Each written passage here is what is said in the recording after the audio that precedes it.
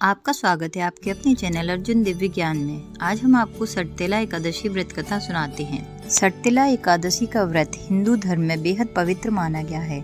यह दिन भगवान विष्णु को समर्पित है और इसे विधि पूर्वक करने से पापों का नाश होता है, जीवन में सुख समृद्धि आती है और मोक्ष की प्राप्ति होती है।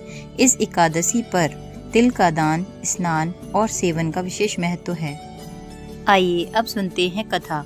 एक समय नारद मुनि भगवान विष्णु के धाम वैकुंठ पहुँचे। वहाँ उन्होंने भगवान विष्णु से सटतेला एकादशी के महत्व के बारे में पूछा। नारद जी के आग्रह पर भगवान विष्णु ने बताया कि प्राचीन काल में पृथ्वी पर एक ब्राह्मण की पत्नी रहती थी।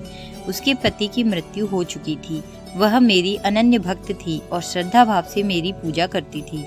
एक बार उसने 1 महीने का एक व्रत रखकर मेरी उपासना की। व्रत के प्रभाव से उसका शरीर तो शुद्ध हो गया, परंतु वह कभी ब्राह्मण एवं देवताओं के निमित्त अन्न दान नहीं करती थी। इसलिए मैंने सोचा कि यह स्त्री वैकुंठ में रहकर भी अतृप्त रहेगी। अतः मैं स्वयं एक दिन उसके पास भिक्षा मांगने गया। जब मैंने उससे भिक्षा की याचना की, तब उसने एक मिट्टी का पिंड उठाकर मेरे हाथों पर रख दिया।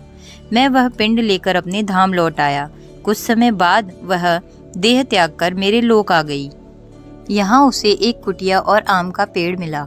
खाली कुटिया को देखकर वह घबराकर मेरे पास आई और बोली कि मैं तो धर्मपरायण हूँ, फिर मुझे खाली कुटिया क्यों मिली।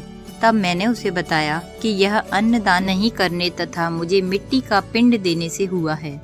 फिर मैंने उसे इसका उपाय बताया और कहा कि जब देव कन्याएं आपसे मिलने आए, तब आप अपना द्वार तभी खोलना जब तक वे आपको सटतेला एकादशी के व्रत का विधान न बताएं। स्त्री ने ऐसा ही किया और जिन विधियों को देव कन्या ने कहा था, उन्हीं विधियों से सटतेला एकादशी का व्रत किया। व्रत के प्रभाव से उसकी कुटिया अन्न और धन से भर गई।